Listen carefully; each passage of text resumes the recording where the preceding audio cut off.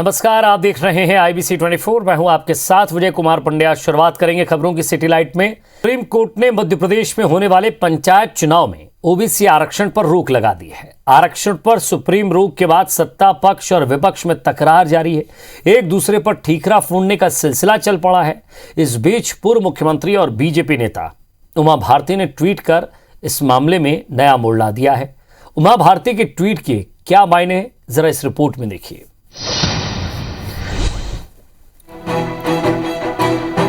मध्य प्रदेश में ओबीसी आरक्षण को लेकर सियासी संग्राम थमने का नाम नहीं ले रहा। सत्ता पक्ष और विपक्ष आमने सामने हैं। इस लड़ाई की शुरुआत 17 दिसंबर को सुप्रीम कोर्ट के पंचायत चुनाव में ओबीसी आरक्षण पर रोक लगाने के बाद हुई। हालांकि सुप्रीम कोर्ट से रोक के बाद राज्य निर्वाचन आयोग ने साफ कर दिया कि ओबीसी के लिए आरक्षित सीटों को छोड़कर बाकी सीटों पर पंचायत चुनाव तय तारीखों पर ही होंगे। पंचायत चुनाव को लेकर लगातार बदलते घटनाक्रम के बीच पूर्व मुख्यमंत्री उमा भारती ने एक के बाद एक कई ट्वीट कर ओबीसी आरक्षण मामले को नया मोड़ दे दिया। उमा भारती ने अपने ट्वीट में लिखा कि मध्य प्रदेश के पंचायत चुनाव में ओबीसी आरक्षण पर लगी हुई न्यायिक रोक चिंता का विषय है। मध्य प्रदेश के मुख्यमंत्री श्री शिवराज सिंह जी से फोन पर बात हुई है। मैंने उनसे आग्रह किया कि ओबीसी आरक्षण के बिना मध्य प्रदेश में पंचायत चुनाव मध्य प्रदेश की लगभग 70% आबादी के साथ अन्याय होगा। इसीलिए पंचायत चुनाव में पिछड़े वर्गों की भागीदारी सुनिश्चित करने का समाधान किए बिना पंचायत चुनाव न हो सकें। इसका रास्ता मध्य प्रदेश की सरकार को निकालना ही चाहिए। मुझे शिवराज जी ने जानकारी दी है कि वो इस विषय पर विधि विशेषज्ञों से परामर्श कर रहे हैं। उमा भारती के ट्वीट के फौरन बाद मुख्यमंत्री शिवराज सिंह चौहान ने ओबीसी आरक्षण को लेकर हाई लेवल बैठक बुलाई और ओबीसी आरक्षण पर कानून के जानकारों के साथ चर्चा की। हमारी वरिष्ठ नेता है और निश्चित रूप से उनकी बात को वजनदारी से लिया जाता है। जो रोटेशन के संबंध में सुप्रीम कोर्ट का आदेश आया है, उस पर जो भी वैधानिक स्थिति है उस पर चर्चा है। इधर कांग्रेस मामले में बीजेपी सरकार पर हमलावर है।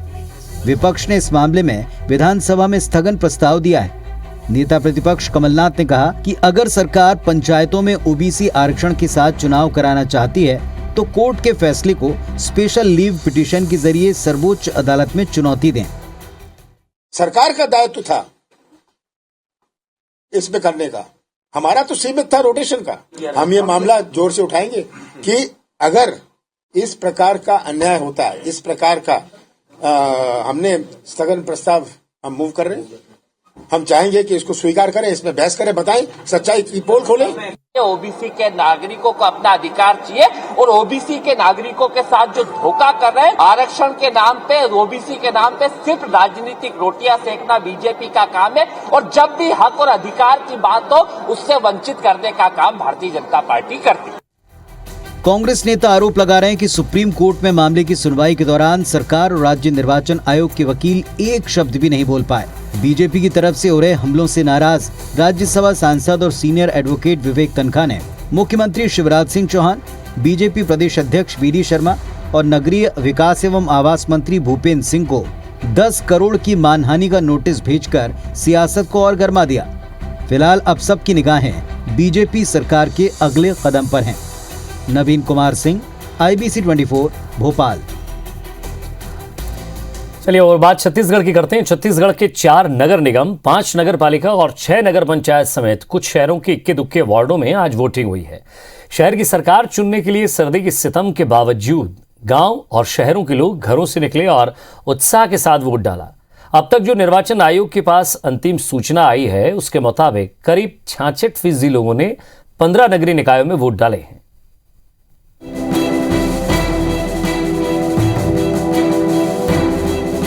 पोलिंग बूथ में उमड़ी लोगों की ये भीड़ अपने शहर की सरकार बनाने के लिए लोकतंत्र के उत्सव में आहुति देने आई है। छत्तीसगढ़ के 15 नगरीय निकायों के 370 वार्डों में सुबह 8 बजे से लेकर शाम 5 बजे तक मतदान का दौर चला। बीरगांव, भिलाई, चरोदा और रिसाली नगर निगम के साथ बैकुंठपुर, शिवपुर चर्चा, खैरागढ़, जामुल और सारंगगढ़ नगर पालिका के अलावा प्रेमनगर, नरहरपुर, कोंटा, भैरमगढ़, भोपालपट्टनम, मारो नगर पंचायत के लिए कुल 1345 प्रत्याशियों की किस्मत का फैसला मतपेटी में बंद हो गया। चुनाव के बाद अब जीत हार के दावे शुरू हो गए हैं। आज मतदान हो रहा है, शांतिपूर्ण मतदान। देखिए, जीत की पूरी संभावना है और जीतेंगे हम।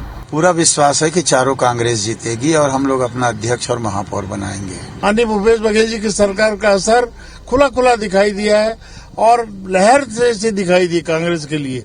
अधिकांश सीटों पर हम लोग जीतेंगे और मेयर बनेगा कांग्रेस का, सभापति कांग्रेस का बनेगा, सारी बॉडी कांग्रेस की बनेगी। 3 साल के कार्यकाल को जनता देख चुकी है, जान चुकी है, समझ चुकी है और उसी का प्रतिफल भारतीय जनता पार्टी को मिल रहा है। हम सकारात्मक मुद्दों को लेकर चुनाव लड़े हैं, इनकी विफलताओं को लेकर चुनाव लड़े हैं। इन्होंने 3 साल में कुछ नहीं किया। परिणाम भारतीय जनता पार्टी के पक्ष में आएगा, बहुमत आएगा, हमारा बड़ा बहुमत आएगा। 15 नगरीय निकायों के लिए 12,000 से भी ज्यादा अधिकारियों और कर्मचारियों ने मतदान के लिए ड्यूटी की।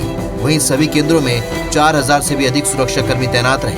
उसके बाद भी कहीं कहीं छिटपुट झड़प और हल्के तनाव की घटनाएं हुई।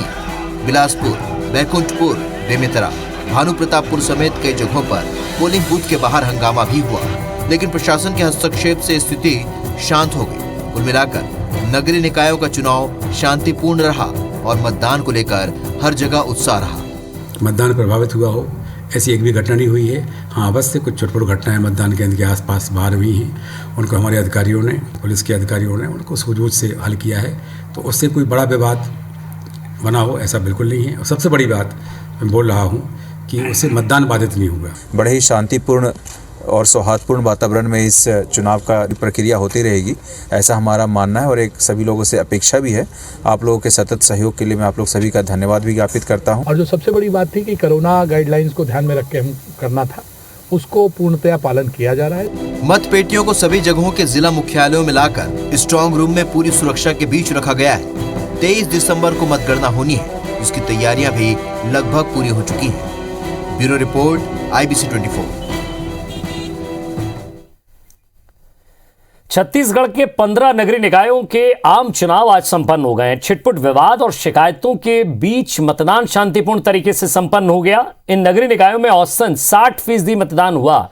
शहरी क्षेत्रों की तुलना में ग्रामीण क्षेत्रों में मतदान ज्यादा देखा गया। वोट प्रतिशत के आधार पर कांकेर जिले का नरहरपुर नगर पंचायत सबसे आगे रहा। यह सर्वाधिक 87.64% वोट डाले गए, जबकि सूरजपुर जिले का प्रेम नगर पंचायत वोट प्रतिशत के मामले में दूसरे स्थान पर रहा है। यहां 85.83% वोट डाले गए। बीजापुर के भोपालपट्टनम में 84.36% वोट डाले गए। राजनांदगांव के खैरागढ़ नगर पालिका परिषद में 84.16% वोट डाले गए और 4 नगर निगमों में औसत 61.25% वोट डाले गए। सबसे कम भिलाई नगर निगम में वोट पड़े हैं। यहाँ 54.49% ही मतदान हुआ है, जबकि बीरगांव नगर निगम में 64.23%, रिसाली नगर निगम में 64.14% और भिलाई चरोदा नगर निगम में 64.17% वोट डाले गए।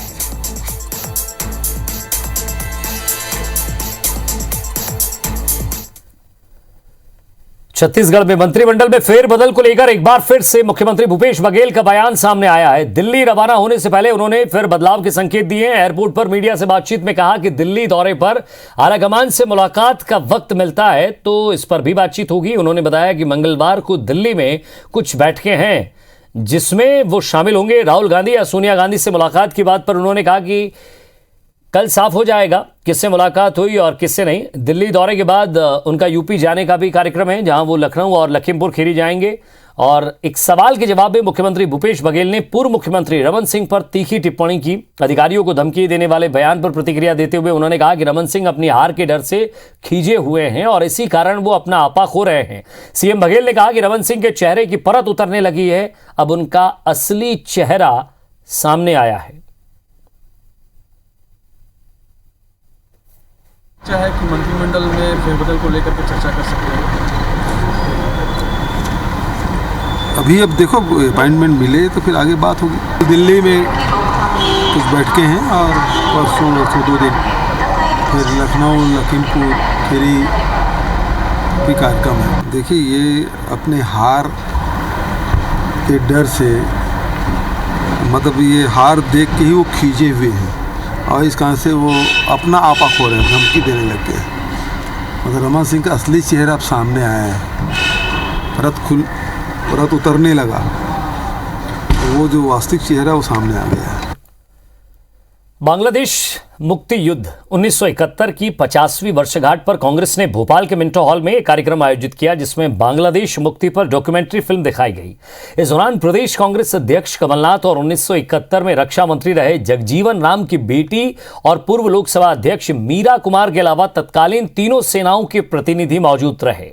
कमलनाथ ने कहा कि 1971 में वो नौजवान थे, उन्हें सब कुछ याद है कि किस तरह से प्रधानमंत्री इंदिरा गांधी ने अपनी सेना पर विश्वास जताया और अपनी कूटनीति रचना के चलते विजय पाई। कमलनाथ ने बिना नाम लिए बीजेपी पर निशाना साधा। उन्होंने कहा कि कांग्रेस ऐसी पार्टी है जो राष्ट्रवाद के रास्ते पर चलती आई है, लेकिन आज कुछ लोग हमें राष्ट्रवाद का पाठ पढ़ाते हैं। वहीं पूर्व लोकसभा अध्यक्ष मीरा कुमार ने बताया कि किस तरह उनके पिता और प्रधानमंत्री की कुशल राजनीतिक नेतृत्व के कारण ऐसा युद्ध हुआ जो इतिहास बन गया और दुनिया में पहली बार 93,000 सैनिकों को युद्धबंदी बनाया गया।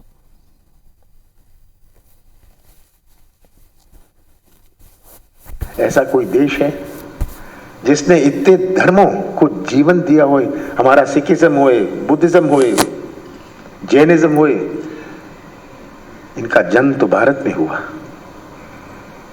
यही हमारा भारत है और यही भारत में हम सुरक्षित हैं क्योंकि आज हमें ये कॉन्फिडेंस है, विश्वास है अपनी सेना पर। ऐसा युद्ध पूरी दुनिया में कभी हुआ ही नहीं और संभावना भी नहीं है कि कभी होगा। ये युद्ध जिस कारण से हुआ और जिस तरह हुआ और उस युद्ध के बाद जो उसके नतीजे निकले। और एक नजर बिग न्यूज पर। पीएम मोदी 21 दिसंबर यानी कि कल प्रयागराज दौरे पर रहेंगे। इस बीच कार्यक्रम के दौरान माहौल बिगाड़ने की खबर खुफिया एजेंसियों को मिली है, जिसकी वजह से खुफिया एजेंसियों की चिंता काफी बढ़ गई है। कार्यक्रम के दौरान अराजकता फैलाने वाले 50 से ज्यादा संदिग्धों को रडार पर रखा गया। अब उनके मोबाइल को ट्रैप करने की कोशिश पुलिस कर रही है। उत्तर प्रदेश में आगामी विधानसभा चुनाव से पहले ही कांग्रेस ने अपने पदाधिकारियों को अजब फरमान दिया। इसके मुताबिक किसी भी पदाधिकारी के पास 200 कार्यकर्ता ना होने पर उसके प्रियंका गांधी की रैली में आने की मनाही होगी। इतना ही नहीं, सभी पदाधिकारियों से 200 कार्यकर्ताओं की लिस्ट मांगी गई है।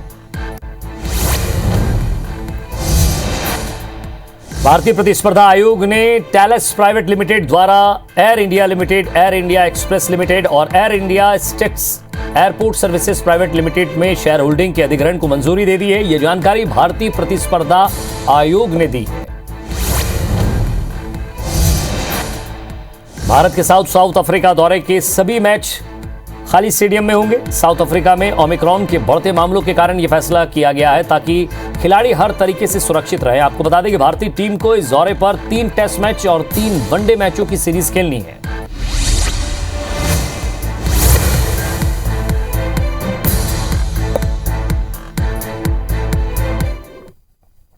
कुछ और खबरें देखते हैं। रीवा के रायपुर इलाके में खेत में पति ने धारदार हथियार से अपनी पत्नी के हाथ और पैर काट दिए। स्थानीय लोगों की सूचना के बाद मौके पर पहुंची पुलिस ने आरोपी पति को गिरफ्तार कर लिया है। घायल महिला को इलाज के लिए अस्पताल में भर्ती कराया गया है। बताया जा रहा है कि पति पत्नी के बीच लंबे समय से घरेलू विवाद चल रहा था। आरोपी पति पर अपनी पत्नी से मारपीट करने के भी आरोप लगे हैं। पुलिस अब हर एंगल से जांच कर रही है।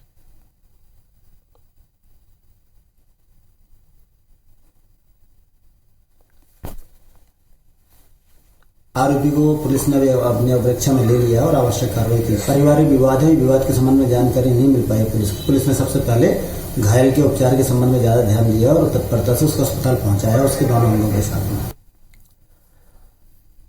जबलपुर में फर्जी कोरोना जांच रिपोर्ट देने वाली पैथोलॉजी लैब के गोरख धंधे में विभागीय मिली भगत की भी जांच शुरू हो चुकी है। जबलपुर में स्वास्थ्य विभाग ने शहर में पैथोलॉजी लैब्स के 62 कलेक्शन सेंटर्स की SFR आईडी ब्लॉक की है। साथ ही आईडी जारी करने की जांच भी की जा रही है और फर्जी कलेक्शन सेंटर्स को मान्यता देने वाले अधिकारियों पर भी कार्रवाई करने की तैयारी की जा रही है। दरअसल शहर में 2 घंटे में RT-PCR रिपोर्ट देने वाले पैथ लैब्स के फर्जी सेंटर संचालित हो रहे थे। जांच में विभाग ने पाया कि जिन नामी पैथोलॉजी लैब्स ने अपने 4 सेंटर्स चलने की जानकारी दी थी, उनके 38 कलेक्शन सेंटर शहर में संचालित हो रहे थे। ऐसे में अवैध सेंटर्स की आईडी ब्लॉक करते हुए स्वास्थ्य विभाग ने नई गाइडलाइन जारी की है, जिसमें कोरोना के RT-PCR जांच के लिए सैंपल्स कलेक्शन सेंटर की बजाय सिर्फ उनकी पैथोलॉजी लैब पर ही दिए जा सकेंगे और जिला मुख्यालय में एक पैथोलॉजी लैब को सिर्फ एक आईडी जारी होगा। बड़ी लैब से जब हम लोगों ने संपर्क किया तो ये पाया गया कि इन्होंने इन्हें अथराइज नहीं किया है। तो अब हम जो SFR ID इशू कर रहे हैं वो केवल, जैसे मान लीजिए SRL लैब है तो SRL लैब के लिए सिर्फ एक SFR ID इशू होगी, जिससे कि सिर्फ वहीं पर जाकर सैंपलिंग होके उसकी एंट्री हो सकेगी। हाईकोर्ट के आदेश के बाद अधिकारी जबलपुर BSNL कार्यालय की बिल्डिंग और फर्नीचर की कुर्की करने पहुंचे। इसमें BSNL ऑफिस में खलबली मच गई। आनंद फानन में BSNL के अधिकारियों ने लगभग 1.25 करोड़ रुपए के आंशिक भुगतान का चेक तैयार किया है। संबंधित ठेकेदार को इस संबंध में सूचना दी गई। इसके बाद कुर्की की प्रक्रिया को रोक दिया गया। वहीं BSNL अधिकारी कुर्की की प्रक्रिया को रोकने के लिए अदालत में अपील करेंगे।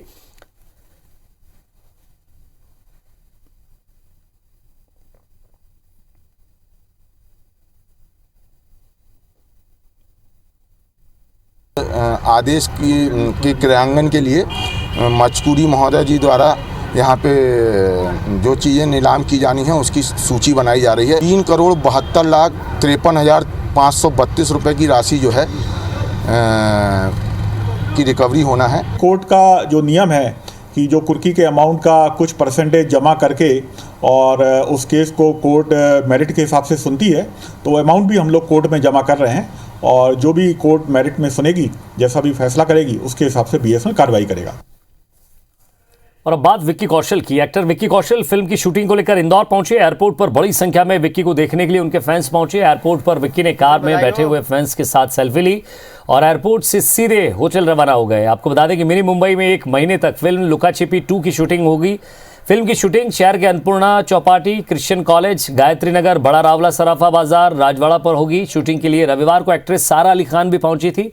दोनों ही फिल्म स्टार फिल्म के लिए इंदौरी भाषा और रहन सहन भी सीख रहे हैं।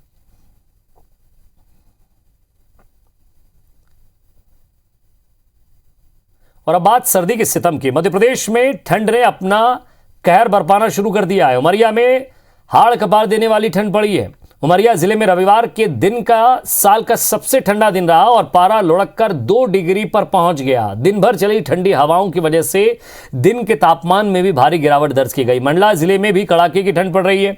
मौसम विभाग के मुताबिक शहरी क्षेत्रों में पारा 3 डिग्री सेल्सियस के करीब है, तो ग्रामीण क्षेत्रों में अगर कान्हा नेशनल पार्क की बात करें तो पारा 0 डिग्री के आसपास चल रहा है। कड़ाके की ठंड के बावजूद पार्क में सैलानियों की भीड़ है। होशंगाबाद जिले के हिल स्टेशन पचमढ़ी का तापमान -5 डिग्री तक पहुंच गया है। मैदानी इलाकों में बर्फ जम गई है। मौसम विभाग ने अगले 2 दिनों तक शहर में शीतलहर चलने की चेतावनी दी है।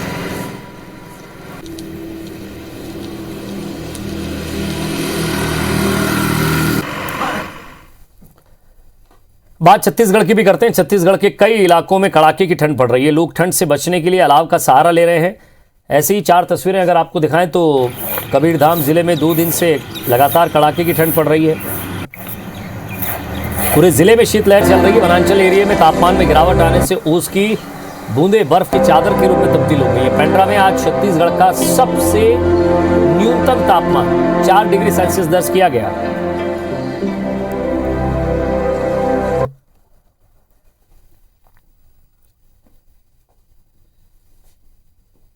और इसी के साथ फिलहाल इस बुलेटिन में इतना ही। नमस्कार।